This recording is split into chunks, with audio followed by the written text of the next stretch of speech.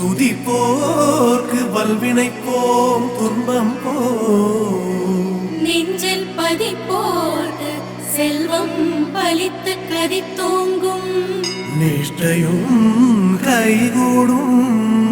நீ வளரருள் கந்த சஷ்டி கவசந்தனை அமரவிடத்தீரவமரம் புரிந்த குமரனடி நெஞ்சே குறி சக்தி வினோக்க சரவண பவனா சிஷ்ணர் குதவும் செங்கதிர் வேலும் பாத